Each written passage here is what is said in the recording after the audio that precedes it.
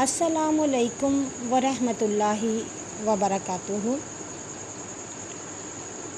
नबी सल्लल्लाहु अलैहि वसल्लम की दूसरी साहबजादी का नाम सैयदा रुकैया था। ये सैयदना ज़ैनब से 3 साल छोटी थीं। जब ये पैदा हुई तो उस वक़्त नबी सल्लल्लाहु अलैहि वसल्लम की उम्र मुबारक 33 साल थी। आपने हज़रत खदीजा रज़ी अल्लाह ताला अन्हो और नबी सल्लल्लाहु अलैहि वसल्लम की तरबियत में अपना बचपन गुजारा। नबी सल्लल्लाहु अलैहि वसल्लम ने अपने चचा अबू लहब के बेटे उतबा से आपका निकाह किया, मगर रुखसती नहीं हुई थी।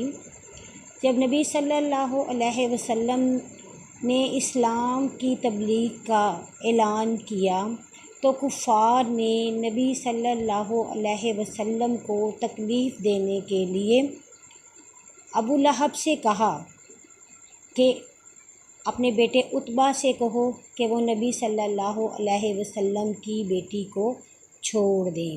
ये रिश्ता सिर्फ़ इस्लाम दुश्मनी की वजह से इनकार के लिए कहा गया था। उतबा ने अपने बाप के कहने पर सैयदा रुकैया को तलाक दे दी थी। फिर नबी सल्लल्लाहु अलैहि वसल्लम ने उनका निकाह उस्मान बिन अफ़ान के साथ किया। ये चूँकि इस्लाम का पहला अभी इब्तदाई दौर था तो नबी सल्लल्लाहु अलैहि वसल्लम ने कुछ औरतों और मर्दों को हबशा की तरफ हिजरत करने का हुक्म दिया और फरमाया कि हबशा का बादशाह एक नेक दिल इंसान है, वो लोगों की मदद करेगा और इस्लाम फैलेगा। तो हज़रत उस्मान अपनी बेबी के साथ हिजरत करके हबशा की तरफ चले गए। वो वहाँ पर 5 साल रहे। नबी सल्लल्लाहु अलैहि वसल्लम को आपकी बहुत फ़िक्र हो रही थी।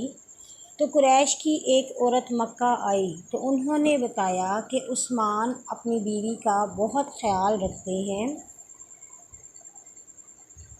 और फिर वो दोनों कुछ अर्से बाद जब वापस आए तो नबी सल्लल्लाहु अलैहि वसल्लम को मदीना की तरफ हिजरत करने का हुक्म दिया गया था। तो उन्होंने दूसरी हिजरत नबी सल्लल्लाहु अलैहि वसल्लम के साथ मदीना में की। हज़रत रुकैया के यहाँ एक बेटा पैदा हुआ जिसका नाम अब्दुल्ला रखा गया। इसी वजह से हज़रत उस्मान रज़ी अल्लाह ताला अन्हो की कुनियत अबू अब्दुल्ला है।